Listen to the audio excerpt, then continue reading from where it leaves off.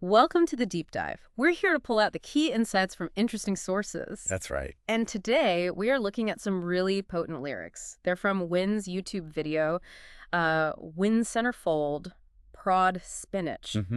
Powerful stuff. Yeah, our mission here is really to unpack how these words tackle self-image, public expectations, and maybe even personal power, especially now in the digital age. Okay.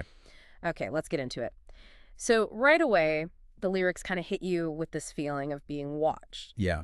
She talks about expectations of me, whether my own or not, and that leads straight into social media stuff, like seeing comparisons of marriages or those endless body goals. Right. It sets the stage immediately, that sort of digital mirror reflecting everything back. And maybe not always in a good way. Exactly. And what's really striking, I think, is how that online space just magnifies anxieties. Personal worries become, well, public performances. Yeah. She even mentions going viral for something so specific, like the gap between my thighs and my hips. It just underscores that constant external gaze, doesn't it? Where any little detail can suddenly be up for debate. It really does. A huge amount of pressure there. But then you feel this shift, right? A really strong shift where she starts taking back her image. Definitely. She declares, "My body moonlights as an hourglass," and describes her hips wide like a Ram truck.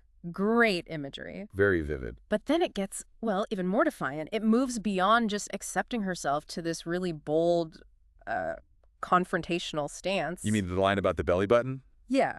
Fuck a boomer up if they tell me to cover my belly button in public. And then that sharp, witty bit about a flat belly only being preferred between that and a drumstick. Right. It's kind of funny but sharp. It's such a specific detail, almost cheeky, But it lands the point hard. It really does. And this isn't just like describing things. It feels like a very strong assertion of bodily autonomy. Pushing back. Pushing back hard against judgment from outside. Which makes you wonder, right, how an artist uses that kind of imagery, that defiance, to really control their own story. Okay.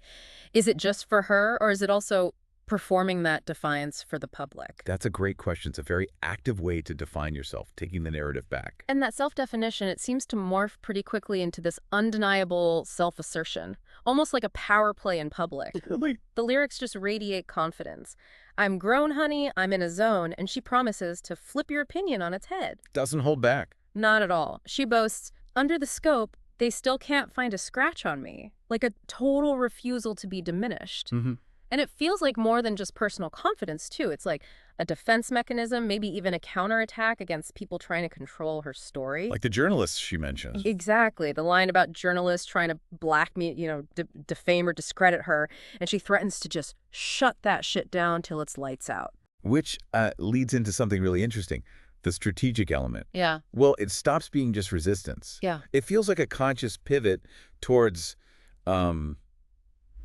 leverage, using the attention. That line, "catching you on the web makes my pussy tingle like spider sense." Yeah. That leads directly into her thinking, maybe I can leverage this and get me a center. Like a centerfold. Exactly. Yeah. It's almost like playful, this idea of turning the fact people are watching, maybe even judging, into a tool. Right.